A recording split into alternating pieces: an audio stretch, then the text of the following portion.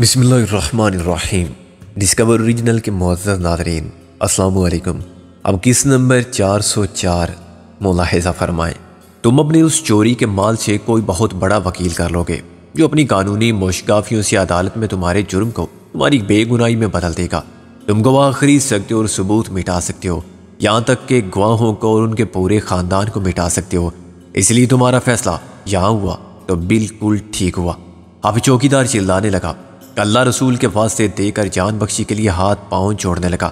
تمہاری رحم کی اپیل مسترد کی جاتی ہے۔ میں نے کہا اگر تم پیشہ ور چور ہوتے تو تم کو رعایت دی جا سکتی تھی، مگر تم چوکیدار تھے، نگراں تھے، محافظ تھے، تم ہی چور بن گئے۔ اگر ایسا ہونے لگے کہ جس پر اعتماد کیا جائے وہی دغا باز ثابت ہو تو پھر یہ دنیا کا کاروبار کیسے چلے گا؟ حضور، میرے بیوی بچے۔ ہاں، ایسے موقع پر ہمیشہ بیوی بچے یاد آتے ہیں۔ اس وقت کے اچانک آ جانے سے پہلے تو صرف یہ یاد رہتا ہے کہ کتنا مال اپنی جیب میں آ سکتا ہے۔ میں نے کہا یہ یاد نہیں آتا کہ کبھی وہ شاخ ہی نہ رہی جس پر آشیانہ تھا تو وہ کہاں جائیں گے اور ان کا کیا بنے گا؟ خیر، تم ان کی فکر مت کرو۔ کیا بہت سا مال جمع کر لیا ہوگا تم نے، تھا تو وہ حرام کا مال ہی جو حرام ہی چاہتا ہے، مگر اپنی جان کی قربانی دے کر تم ان سب کے لیے حلال بناؤ گے۔ ظاہر ہے ان کا تو اس میں قصور نہیں تھا۔ محسن بولا تمہاری بیوی کا تھوڑا بہت قصور ہے، اسے یقیناً علم ہوگا تمہاری اصل آمدنی کیا ہے۔ وہ آمدنی سے بڑھ کر خرچ کرتے وقت نہ تم سے سوال کرتی تھی نہ اپنے آپ سے یہ آیا کہاں سے اور کیسے آیا۔ ظاہر ہے کہ وہ جواب جانتی تھی، مگر کیا کبھی اس نے تم کو ٹوکا؟ نہیں ٹوکا ہوگا۔ عورت کی ذات میں نمود و نمائش کا جذبہ زیادہ ہے، دوسروں سے حسد زیادہ ہے۔ اسے اچھے کپڑے ملیں گے، زیور ملے ہوں گے تو اس نے انجام کے بارے میں سوچنے سے بھی گریز کیا ہوگا۔ سزا کی مستحق وہ بھی ہے کیونکہ وہ چاہتی تو پہلے ہی دن تمہیں روک سکتی تھی، کہہ سکتی تھی کہ اسے جائز آمدنی میں روکھی سوکھی منظور ہے۔ بیوی یا کوئی بھی عورت مرد کو جب چاہے جیسا چاہے بنا سکتی ہے، اس لیے اب ان کا معاملہ اللہ پر چھوڑ دو۔ وہ سب کو رزق دینے والا ہے، زندہ رکھنا اور مارنا اسی کے اختیار کی بات ہے۔ تم بیوی بچوں کو خدا کی امان میں دو۔ میں نے محسوس کیا کہ ان کے لیے موت کے انتظار کی حیثیت کا وقفہ غیر ضروری طور پر طویل ہو گیا ہے۔ خود ہمارے پاس وقت کم تھا، چنانچہ میں نے اچانک گولی کو آزاد کر دیا۔ تقریباً اسی کے ساتھ محسن نے بھی فائر کیا، گولیاں ان کے سروں میں اتر گئیں اور وہ نیچے گر کر تڑپنے لگے۔ مگر مجھے معلوم تھا کہ اب انہیں کوئی اذیت نہیں ہے۔ اذیت تو احساس سے ہوتی ہے اور احساس رکھنے والا دماغ پہلے ہی ختم ہو چکا تھا۔ دھماکہ اس بیرک میں ایسے گونجا تھا کہ ہمارے کانوں میں بھی باز گشت کی سائیں سائیں ہو رہی تھی، لیکن ہم نے اپنا کام ختم کرنے کے بعد فرار ہونے میں دیر نہیں کی۔ ہم مخالف سمت کے دروازے سے باہر گئے اور سائبان کے نیچے تاریک گوشے میں کھڑے ہو گئے۔ فائر کی آواز پر نہ جانے کہاں کہاں سے لوگ نکل کے بھاگتے چلے آ رہے تھے۔ ہم نے چند منٹ انتظار کی اور پھر انہی لوگوں میں شامل ہو گئے۔ وہ ایک دوسرے سے پوچھ رہے تھے کہ یہ کیسا دھماکہ تھا، فائر کہاں ہوئے تھے۔ جب وہاں کافی لوگ پہنچ گئے تو ہم اطمینان سے چلتے ہوئے نکل گئے۔ کسی نے بھی ایک کمپاؤنڈر اور دوسرے ڈاکٹر نظر آنے والے شخص کو مشکوک نہیں سمجھا۔ وہ ایسے بھی بہت تھے جو اپنے کام سے آ جا رہے تھے اور کسی سنسنی خیز قسم کی واردات میں دلچسپی نہیں رکھتے تھے۔ جائے واردات سے فرار ہونے کے بعد ہمارے یہ فوری مسئلہ اپنی لانچ پر پہنچنے کا تھا۔ میں اور محسن صحیح سمت پر چلتے گئے۔ ہم اب اس علاقے کے جغرافیے سے کافی حد تک واقف ہو چکے تھے۔ اس ملک میں بھی کیا کچھ نہیں ہو رہا ہے۔ محسن نے چلتے چلتے افسوس سے کہا لوگوں نے ایک ٹرسٹ کے تحت چلنے والے ہاسپٹل کو بھی نہیں بخشا۔ جس نے ٹرسٹ قائم کیا تھا اور اس کی آمدنی کو ہاسپٹل کے لیے وقف کیا تھا، اس نے تو صدقہ جاریہ کا ثواب کمایا تھا۔ لوٹنے والے یہ بھی نہیں سوچتے کہ وہ کسے لوٹ رہے ہیں۔ ہاں، یہی تو المیہ ہے۔ ارے بھائی، لوٹنا ہے تو کسی جوئے خانے یا شراب خانے کو لوٹو، کسی اسمگلر کے مال حرام سے بھرے ہوئے گودام کو لوٹو۔ ایک ٹرسٹ کا پیسہ خرد برد کرنا تو گناہ بھی ہے اور جرم بھی۔ اور وہاں ڈاکٹر کی جگہ کمپاؤنڈر کام کر رہا تھا، خاک کام کر رہا تھا۔ ڈاکٹر تو انسانیت کی خدمت کرتے ہیں، وہ انسانیت کے خلاف شخص تو ڈاکٹری کے پیشے کو بدنام کرنے والوں میں شامل تھا۔ میں نے کہا یہاں گودام لوٹنے والے کون ہیں؟ وہی جو اس کی حفاظت پر مامور ہے۔ محسن سخت جذباتی ہو رہا تھا اور ان کا ایمان خریدنے والے بھی سیٹ بے وپاری جن کے پاس مال حرام پہلے کم نہیں ہے۔ میں نے کہا یہ بھی کیا نفسیاتی مسئلہ ہے یار؟ آدمی اچھی اچھی چیزیں جمع کرتا ہے، بری چیزوں سے چھٹکارا پانے کی کوشش کرتا ہے، یہ الٹا کر رہے ہیں، مال حرام اکٹھا کر رہے ہیں۔ ایک تو ہوتی ہے ضرورت جو آدمی سے سب کچھ کراتی ہے، مرد سے چوری اور عورت سے پیشہ، مگر ایک مجبوری کے تحت چوری کرنے کے بعد آدمی پکڑا نہ جائے تو اسے کوشش کرنا چاہیے کہ وہ پھر جرم نہ کرے، جو مل گیا ہے اسی سے چھوٹا موٹا کام کرے، کاروبار کرے، مگر نہیں، وہ مسلسل چوریاں کرتا ہے۔ پھر ڈاکے کے راستے لگتا ہے، بینک لوٹنے لگتا ہے۔ یہی تو ساری خرابی ہے، لوگ رشوت لیتے ہیں۔ بھائی ایک کوٹھی بن گئی، ایک عالی شان کار آ گئی، 1 لاکھ بینک میں جمع ہے، اب تو بس کرو، اس کے بعد تو ایمانداری سے کام کرو۔ زندگی میں ایک بار غلطی، گناہ یا جرم سرزد ہوا، باقی عمر تو ہے اس کا کفارہ ادا کرنے کے لیے، کوئی نیکی کا کام بھی تو کر لو، شاید اسی کے طفیل تم بخش دیے جاؤ۔ نہیں یار، نیکی تو یہاں کسی کو سوچتی نہیں۔ اگر کروڑ پتی ہے تو ارب پتی بننا چاہتا ہے، 1 کروڑ سے 2 کروڑ بناتا ہے، مگر اس میں سے 1 لاکھ کسی ہاسپٹل یا اسکول کو نہیں دیتا، کسی مستحق کو دینے کا سوچتا تک نہیں ہے۔ چھوڑ یار، دل دکھی ہوتا ہے ایسی باتوں سے۔ اگر میں سب کے سامنے یہ بات کہوں تو پتہ نہیں کیا ہو، مجھ پر غدار ہونے کا الزام آ جائے، مجھے کافر قرار دے دیا جائے، مگر بعض اوقات مجھے احساس ہوتا ہے کہ یہ ملک کسی کا نہیں ہے، نہ میرا نہ تیرا۔ قائد اعظم اور قائد ملت تو اسے ایسے نہیں چھوڑ گئے تھے جیسا یہ اب معلوم ہوتا ہے کہ ہم اس کے مالک ہی نہیں ہیں۔ مالک کوئی اور ہے جو ہم میں سے نہیں بلکہ ہمارا دشمن ہے۔ ہم انتقاماً اسے نقصان پہنچا کے تسکین حاصل کرتے ہیں۔ میں نے کہا یار یہی وہ جگہ ہے نا جہاں لانچ کو موجود ہونا چاہیے۔ محسن نے کچھ دیر بعد اچانک رک کر کہا۔ میں نے غور سے گرد و پیش پر نگاہ ڈالی۔ ہاں خیال تو میرا بھی یہی ہے، مگر ایسی کوئی نشانی میرے ذہن میں نہیں آ رہی۔ محسن نے تائید میں ساری لایا۔ ہر جگہ ایک سی لگتی ہے۔ ہمارے سامنے تاریک سمندر کے سینے پر ساحل کے ساتھ ساتھ سینکڑوں چھوٹی بڑی کشتیاں موجود تھیں، ان میں سے بیشتر اندھیرے میں صرف ایک تاریک سایہ سا لگتی تھی، لیکن کسی کسی کشتی پر چراغ کا برائے نام سے اجالا نظر آ رہا تھا۔ پس منظر میں سمندر کا پانی بھی کالا محسوس ہوتا تھا اور آسمان قدرے روشن نظر آتا تھا۔ ہو سکتا ہے کہ یہ وہ جگہ نہ ہو، تھوڑا سا آگے اور چل کے دیکھ لیتے ہیں۔ محسن بولا ممکن ہے واپسی پر وہ جگہ انہیں خالی نہ ملی ہو، پیچھے تو ہم نے دیکھ لیا ہے، آخر وہ بھی تو ہمیں تلاش کر رہے ہوں گے، ہم انہیں نہ دیکھ پائے تو وہ دیکھ لیں گے۔ اسی وقت میری کمر پر ایک پتھر آ کر لگا۔ میں نے بے اختیار گھوم کر دیکھا، پتھر کے گرنے سے جو آواز پیدا ہوئی اس نے محسن کو بھی متوجہ کر دیا۔ پتہ نہیں کون خبیث تھا۔ میں نے کہا وہی ہوگا مرزا غالب کا بھتیجا، اور کون؟ محسن نے ادھر ادھر دیکھتے ہوئے کہا۔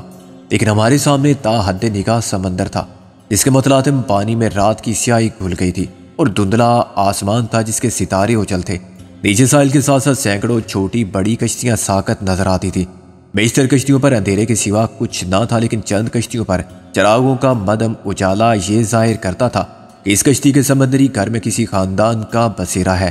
ہماری لانچونی کے درمیان کہیں موجود تھی، مگر غالب اور نادوں نے اسے یوں کیمو فلاج کر دیا تھا کہ ہم اسے تلاش نہ کر سکے۔ جو پتھر مجھے مارا گیا تھا وہ بہت چھوٹا تھا اور لگا بھی میری کمر پر تھا، چنانچہ مجھے چوٹ نہیں آئی، لیکن دوسرا پتھر جو محسن کے سر پر لگا زیادہ بڑا تھا۔ اس نے بے اختیار گالی دی، ابے سامنے آپ بھوت کے بچے، تو ہی ہٹ جانا درمیان میں سے، کیوں کھڑا ہے ہمارے نشانے کی راہ میں؟ کسی نے ڈانٹ کر کہا نامعقول۔ بے شک اس نے لہجہ آواز بدل کر بات کی تھی، مگر میں نے سر اٹھا کر دیکھا تو مرزا غالب خاصی بلندی پر تشریف فرما تھے۔ دیوار کے ساتھ ساتھ اوپر لکڑی کے خالی کریٹ رکھے ہوئے تھے۔ ان میں کیا تھا اور کون لایا تھا؟ جو کچھ لایا گیا تھا وہ کہاں گیا تھا، اور یہ خالی کریٹ یہاں کیسے رہ گئے تھے؟ ان سوالات کا جواب دینے والا کوئی نہ تھا۔ بظاہر یہ کریٹ کسی کی ملکیت نہیں تھے۔ راستہ صاف اور کھلا رکھنے کے لیے انہیں دیوار کے ساتھ ڈھیر کر دیا گیا تھا۔ غالب انہی کے اوپر دراز اور پہلو کے بل کونی کے سارے اپنے ہاتھ سر کے نیچے رکھے تیسرا پتھر ہاتھ میں تول رہا تھا۔ ذرا اوپر تشریف نہیں لے جا سکتے آپ؟ محسن نے بنا کر کہا، یا میں پہنچاؤں آپ کو؟ اس نے کریٹ کو تھوڑا سا ہلایا۔ ایسے تو میں گروں گا تجھ پر اور تو جائے گا وہاں۔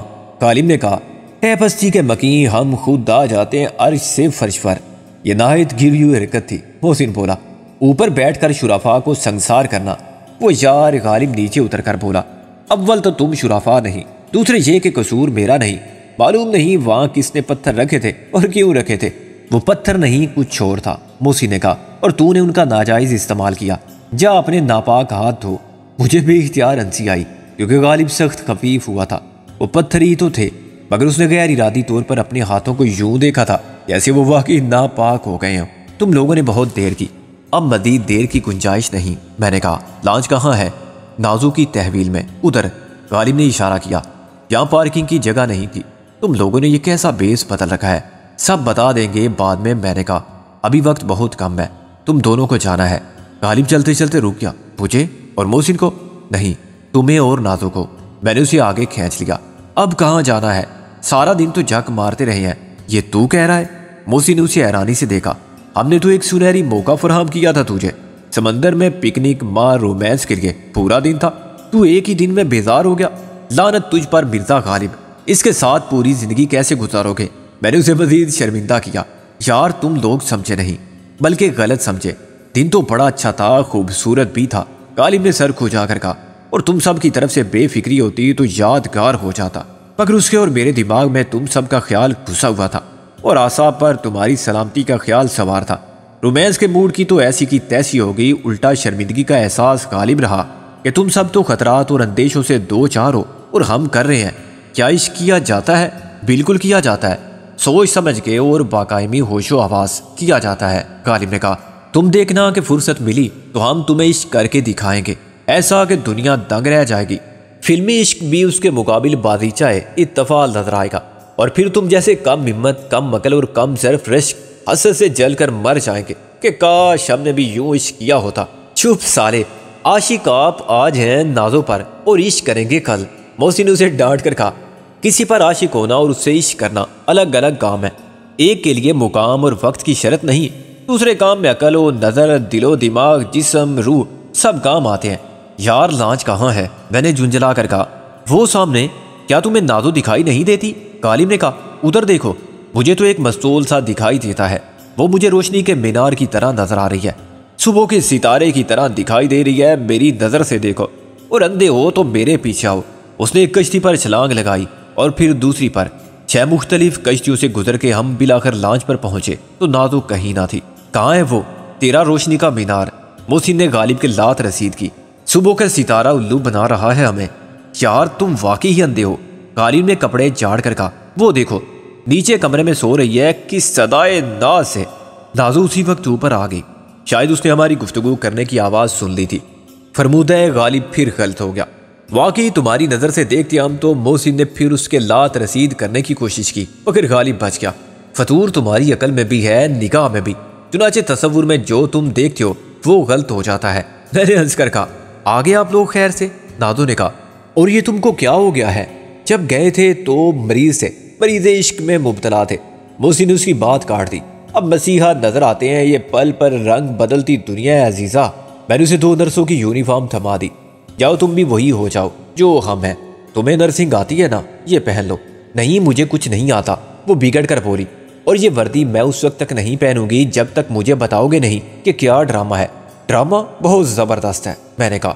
تم کو نرس بن کر اس جہاز پر جانا ہے، SS کرانتی 3 پر۔ محسن نے کہا، اکیلے جانا ہے؟ نہیں، یہ دوسری وردی غالب کے لیے ہے جو ابھی اس ناچیز کے جسم پر سج رہی ہے۔ محسن بولا، یہ میری اترن پہن کے تمہارے ساتھ جائے گا۔ چلو چلو، میں نہیں جا رہی ہوں کہیں بھی، اور غالب کے ساتھ تو سوال ہی پیدا نہیں ہوتا۔ نازو نے کہا، عزیزہ مانا کہ تم شرم و حیا کی پتلی ہو اور دبلی پتلی بھی ہو۔ محسن اسے چھیڑنے کے موڈ میں تھا، اور ہماری مشرقی تہذیب کی اخلاقی روایات میں کسی نامحرم کے ساتھ رہنا سخت معیوب ہے، بلکہ گناہ کبیرہ ہے، مگر تمہیں جانا پڑے گا، تم دونوں میاں بیوی کو۔ محسن تمہاری ڈبکی لگانے کو دل چاہ رہا ہے۔ نازو نے اسے پکڑنے کی کوشش کی لیکن وہ میرے پیچھے آ گیا۔ نازو پلیز، میں نے کہا، یہ مذاق کی بات نہیں ہے، تم کو ایسے ہی جانا ہے میاں بیوی بن کے۔ پہلے میری بات تو سن لو۔ جہاز پر ایک ڈاکٹر ہے، ڈاکٹر بھنڈاری، اسے کبھی غلطی سے بھی بھنڈی مت کہنا۔ محسن بولا، یہ اس کی چیٹ بن گئی ہے، لیڈی فنگر۔ ڈاکٹر بھنڈاری کے ساتھ ایک نرس آئی تھی لیکن وہ یہاں کے روپوش ہو گئی، سنا ہے وہ کسی سے شادی کے لیے ہی فرار ہو کے آئی تھی۔ اب تم اس کے برعکس کرو، یعنی شادی کر کے یہاں سے فرار ہو جاؤ اور جہاز پر پہنچ جاؤ۔ محسن بولا، تم مت بولو بیچ میں۔ نازو نے کہا، بات میں نے شروع کی تھی، سکندر بیچ میں بول رہا ہے۔ یار وقت کم ہے، پہلے ہی انہیں 12 بجے پہنچنا تھا اور 12 بج گئے ہیں۔ میں نے کہا، نازو ہم ساری بات کر کے آئے ہیں، اس جہاز پر ایک مسلمان افسر ہے، شاہد جمیل، ہم نے آج اس کی جان بچائی، یہ بیس بدل کے، اس کے بدلے وہ ہماری مدد کرے گا، تم کو جہاز پر پہنچنے کے بعد تحفظ بھی فراہم کرے گا۔ تم جا کے یہ کپڑے بدلو، میں اور محسن تمہارے لیے پاسپورٹ بناتے ہیں، تم بھارتی شہری بن کے جاؤ گے۔ ہندو بن کے؟ نہیں، تمہارا نام ملیدیبت عرف لیتا ہے، غالب کا نام ہوگا چارلس، لیکن تم اسے پیار سے چارلی ڈارلنگ۔ محسن نے زنانہ آواز بنا کے کہا، کیسے کہو گی بھلا؟ ایک بار کہہ کے بتاؤ، کیا یہ سب بہت ضروری ہے؟ نازو اب سنجیدہ تھی اور محسن کی شوخی پر خفا ہونا بھی بھول چکی تھی۔ تمہیں خود کو ایک بہت خطرناک مشن کے لیے تیار کر لینا چاہیے، محسن بولا۔ ہم سب طے کر آئے ہیں۔ سب طے کر لیا؟ مجھ سے پوچھے بغیر؟ کیا ہمیں اب اتنا اختیار بھی نہیں ہے؟ میں نے کہا یہ تو ایک امتحان ہے، ذہانت کا، اداکاری کا، بہادری کا۔ تم دشمن کے حصار میں داخل ہو کے خود کو کیسے بچاتی ہو، پھر کیسے ان کا اعتماد حاصل کرتی ہو، کیسے اپنا دفاع کرتی ہو؟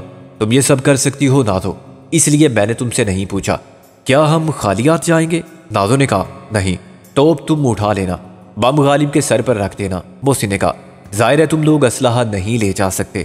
میں نے محسن کی بات کو نظر انداز کر دیا، وہ تمہاری تلاشی لیں گے لیکن بعد میں تمہارے لیے اسلحہ حاصل کرنا مشکل نہیں ہوگا، کیونکہ اس جہاز میں اسلحے کے سوا ہے کیا؟ اچھا اگر ہم جہاز پر پہنچ گئے پھر تم کو انتظار کرنا ہوگا جہاز کی روانگی کا۔ آنکھیں اور کان کھلے رکھنا ہوں گے۔ میں نے کہا آج کی رات تو کچھ نہیں ہو سکتا، اگر جہاز اچانک لنگر اٹھا دے تو گھبرانے کی ضرورت نہیں، کل رات کو ہمارا انتظار کرنا۔ 24 گھنٹے بعد؟ ہاں ہمیں معلوم ہے کہ 24 گھنٹے بعد جہاز کہاں ہوگا۔ میں نے کہا ہم کسی بھی وقت تم سے دور نہیں ہوں گے، بے شک ہمارے درمیان اتنا فاصلہ ضرور ہوگا کہ جہاز پر سے کوئی بھی ہمیں نہ دیکھ سکے، دور بین لگا کے بھی۔ ہم اپنی پوزیشن بدلتے ہوئے تمہارے بائیں یا دائیں آگے پیچھے چلتے رہیں گے 10 میل کے فرق سے، اور کل رات ٹھیک 12 بجے جہاز پر آئیں گے۔ ضروری تو نہیں کہ ٹھیک 12 بجے جہاز تمہیں کھڑا ہوا ملے۔ نازو نے کہا جہاز چل رہا ہوگا۔ میں نے کہا مگر آدھی رات کو یا اس کے بعد اندھیرے میں ہم کو دیکھنے والا کوئی نہیں ہوگا، ہم جہاز کے جتنا قریب پہنچ سکے پہنچنے کی کوشش کریں گے اور رسی کی مدد سے اوپر چڑھنے کی بھی کوشش کریں گے۔ اب ہم اپنی کوشش میں کس حد تک کامیاب ہوتے ہیں اس کا انحصار آگے کے حالات پر ہوگا اور تقدیر کی جاوری پر۔ ہمارا پورا مشن ناکامی کی نظر بھی ہو سکتا ہے، ایسی صورت میں ابتدا یوں بھی ہو سکتی ہے کہ تم جہاز پر قدم رکھو تو حالات یکسر مختلف ملیں، تمہارا استقبال شکاری کریں۔ میں بالکل واضح طور پر بتا دینا چاہتا ہوں کہ تم دونوں کو یہ کام کرنا ہے صرف اپنی ذمہ داری پر اور اللہ کے بھروسے پر۔ اس میں کامیابی اور ناکامی کے بعد امکانات برابر ہیں، چنانچہ تمہیں اختیار ہے کہ انکار کر دو۔ میں ہر اختیار سے دستبردار ہو چکا ہوں۔ غالب نے نازو کی طرف دیکھ کر کہا پھر میں انکار کیسے کر سکتی ہوں؟ نازو نے کہا صرف 20 منٹ میں محسن نے غالب کے لیے ایک مصدقہ بھارتی پاسپورٹ بنا دیا، اس پر غالب کی تصویر لگانے سے ویزا سٹیمپ لگانے تک کے سارے مرحلے اس لیے آسان ہو گئے کہ تمام اسباب ضرورت پہلے سے ہمارے پاس موجود تھا۔ اتنی دیر میں نازو کے لیے میں نے دوسرا پاسپورٹ بنا دیا۔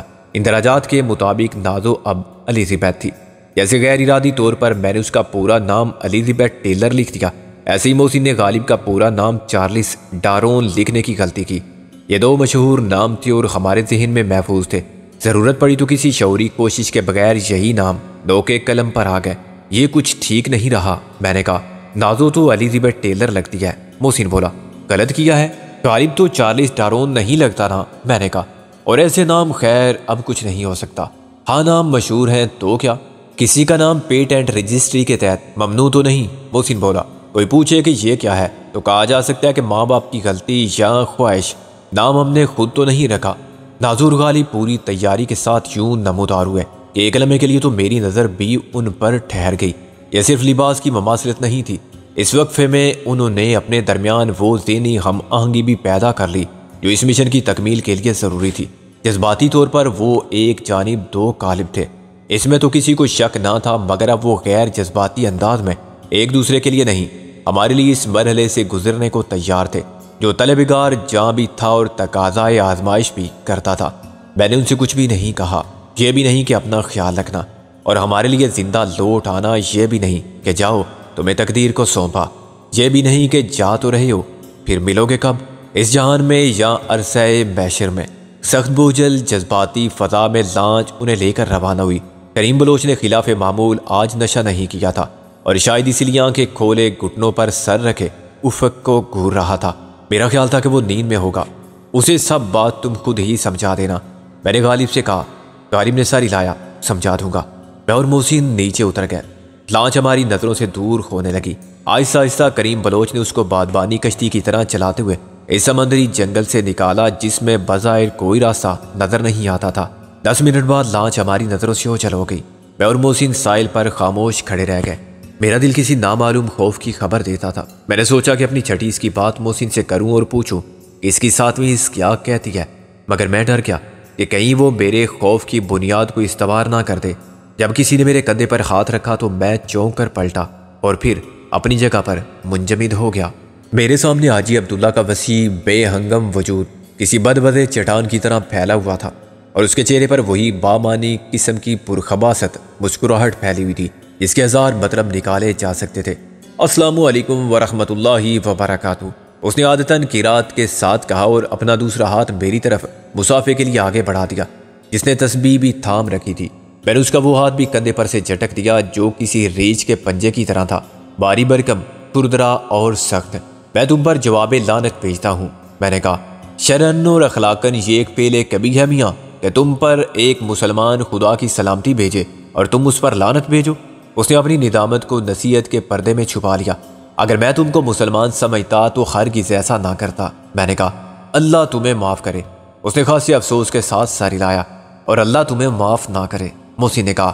تمہارا انجام دنیا و عاقبت میں خراب ہو، یہ ہمارے دلی جذبات ہے، میں نے اقرار میں سر ہلایا۔ ہم منافق نہیں ہیں، اس لیے زبان سے بھی وہی کہتے ہیں جو دل میں ہو، مگر خیر تم بتاؤ۔ ہم بتائیں، وہ مسکرایا اور اس کی انگلیاں زیادہ تیزی سے موٹے دانوں والی تسبیح پر حرکت کرنے لگی۔ ارے میاں بتانا تو تمہیں ہے بہت کچھ، پھر کیا خیال ہے چلیں؟ کہاں چلیں اور کیوں چلیں؟ محسن بولا۔ دیکھو برخوردار، حقائق سے چشم پوشی ان حالات میں محض خود فریبی ہوگی۔ اس نے گاڑے لہجے میں اردو کے الفاظ کو بھی عربی تلفظ کے ساتھ ادا کیا۔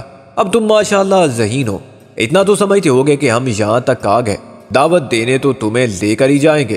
دعوت ضرور دو ہماری نگاہ کو جس نے تمہیں اتنے عرصے بعد اس لباس چلیے میں شناخت تک کر لیا۔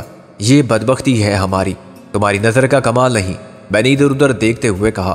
مجھے دائیں جانب 10 قدم کے فاصلے پر ایک سایہ سا دکھائی دیا جو دیوار کی تاریکی کا ایک حصہ لگتا تھا۔ اس نے کمبل یا خیز کی بکل مار رکھی تھی اور اس کا چہرہ بھی سامنے نہیں تھا، لیکن اس کا انداز واضح طور پر مشکوک تھا۔ جب میں اس کی طرف متوجہ تھا تو اس نے بکل میں سے کوئی ریوالور یا آٹومیٹک مشین پستول قسم کی چیز نکالی، جس کی نال مجھے کچھ لمبی سی لگی، شاید اس کے اوپر سائلنسر لگایا گیا تھا۔ اس مہلک کے ہتھیار کی مجھے صرف ایک جھلک دکھائی دی، پھر اس کا ہاتھ بکل میں غائب ہو گیا۔ دوسرا شخص قدرے احمق تھا کہ نمایاں طور پر جاریانہ انداز اختیار کیے بائیں جانب ہاتھ کھڑا کیے ہوئے کھڑا تھا۔ جب میں نے اسے دیکھا تو اس نے پیر پھیلا کے اپنے بازو سینے پر باندھے اور چند سیکنڈ مجھے گھورتا رہا، پھر اس نے مونچھوں پر 2 انگلیاں پھیر کے جیب میں خار ڈالا اور ریوالور نکال لیا۔ ریوالور کو اس نے کاؤ بوائے سٹائل میں اوپر اچھالا اور گھما کے ہی اسی طرح پکڑ لیا کہ نالی کا رخ بدستور میرے سینے کی جانب رہا۔ اپنی اس مہارت کے مظاہرے نے اسے بہت خوش کیا۔ اس نے یہ کمال دوسری بار دکھانے کی کوشش کی اور ناکام رہا۔ ریوالور نیچے گرا اور اس نے فوراً اسے اٹھا لیا اور دوسری طرف دیکھنے لگا۔ کیا سوچ رہے ہو میاں صاحبزادے؟ عبداللہ نے کھنکار کے کہا۔ میں سوچ رہا ہوں کہ کیوں نہ آپ کی دعوت کو مسترد کر دیا جائے، میں نے کہا۔ اس سے کیا ہوگا؟ وہ مذاق اڑاتے ہوئے بولا۔ کچھ نہ کچھ تو ضرور ہوگا انشاءاللہ۔ موسی نے اس کی نقل اتاری، مثلاً تمہارا انتقال پر ملال، پھر سوہم چہلم، مشکل ہے۔ میں نے نفی میں ساری لایا۔ ان کے لیے تو وہی ہوگا کہ مر گئے مردود، ان کی فاتحہ نہ درود۔ چلو تم اپنا دل خوش رکھیو۔